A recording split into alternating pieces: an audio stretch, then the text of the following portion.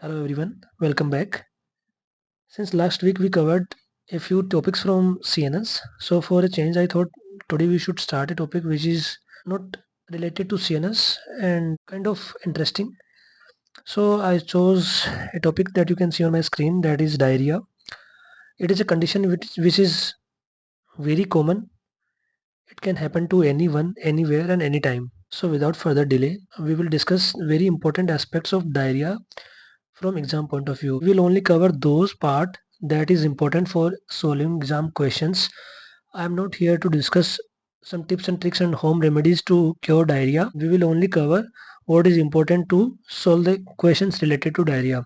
We will approach the diarrhea based on many steps, stepwise approach, and in these steps we will cover different types of diarrhea.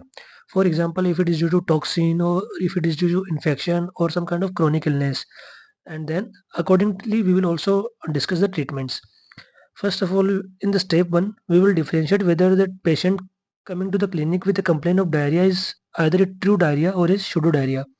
For example, if the patient he or she is not well educated, then also the term diarrhea is very frequently used by people to describe their condition where they pass multiple stools in a day.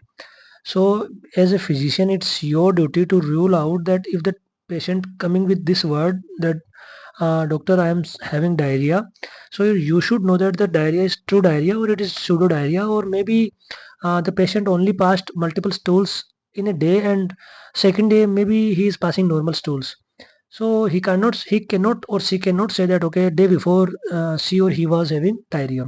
So you should rule out, and for that we have three features. For example, first one is increased frequency, that is the number of times a patient passes stool. So in true diarrhea, the frequency is increased. It is also increased in pseudo diarrhea. Then what else we can check? We will also check first of all the liquidity, because frequency and liquidity is must. If a patient is complaining of diarrhea and you are suspecting, then the patient should admit that the stool is liquid in nature and usual frequency is increased. So this is also common in both true and pseudo diarrhea. Then comes the stool weight. This is a feature which will differentiate between the diarrhea is true or it is pseudo. For example, if the patient is having true diarrhea, then the stool weight should be more than 200 gram per day. For pseudo diarrhea, it should be less than 200 gram per day. This is the feature which will differentiate between pseudo and true diarrhea.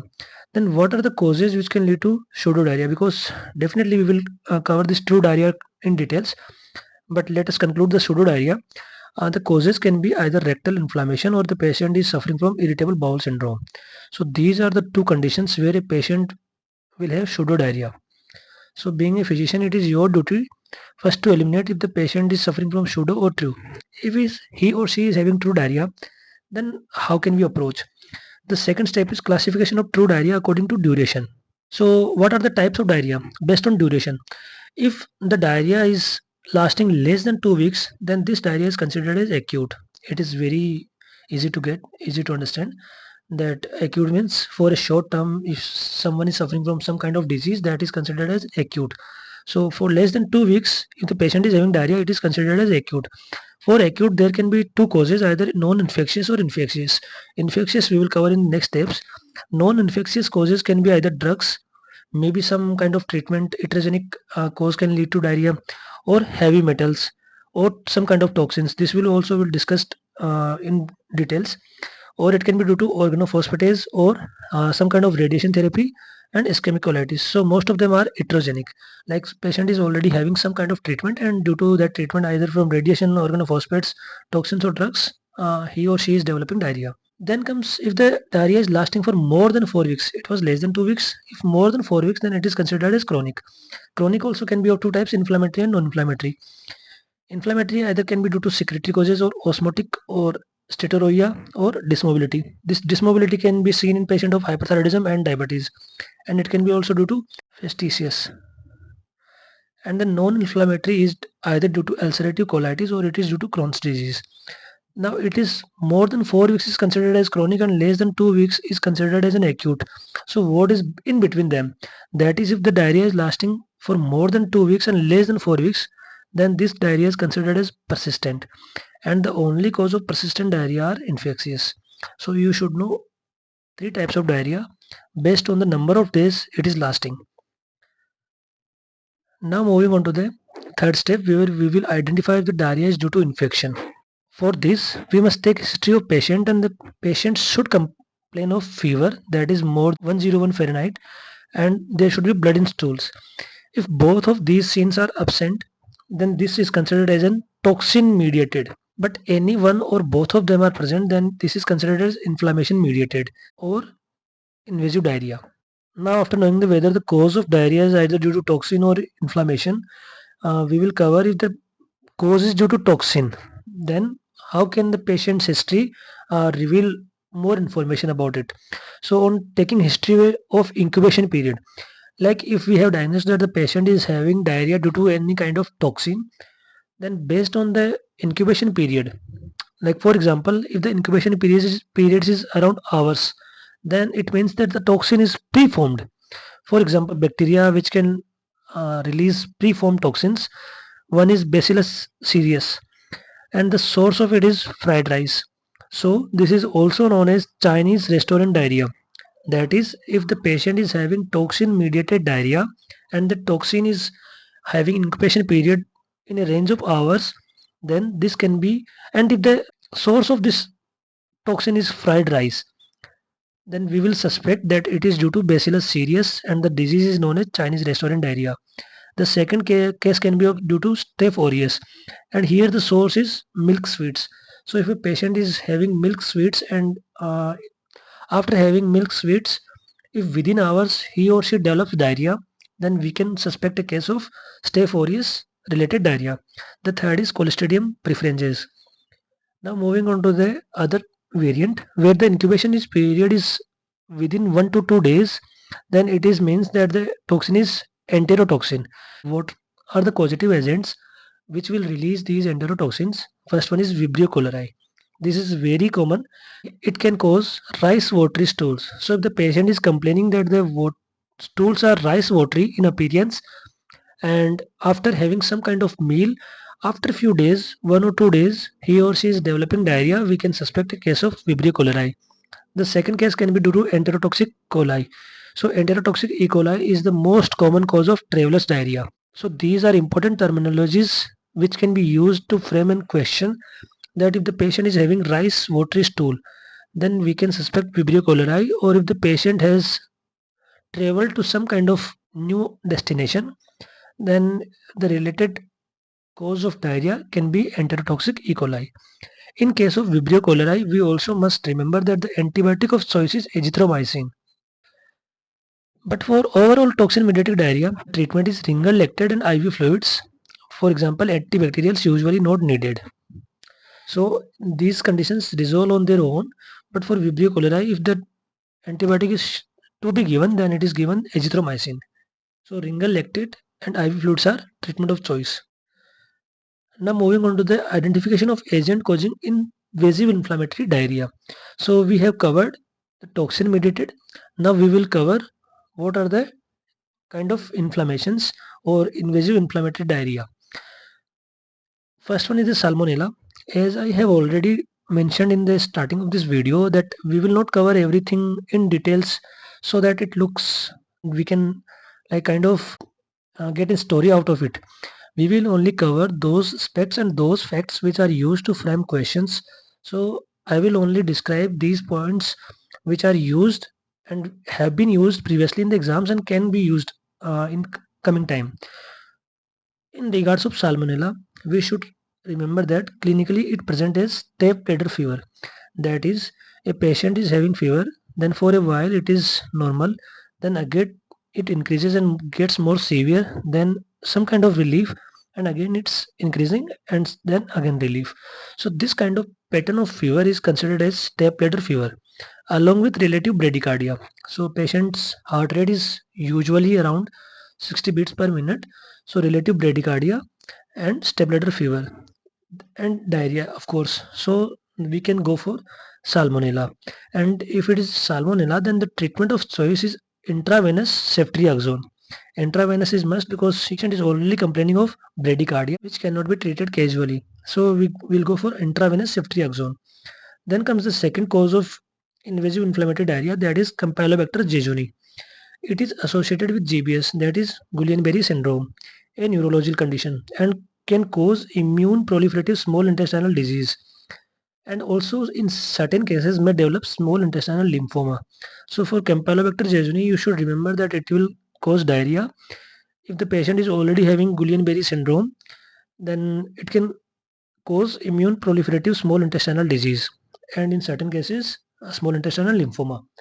And if it's due to Campylobacter jejuni, the treatment of choice is macrolides. Now moving on to the third causative agent, that is Shigella.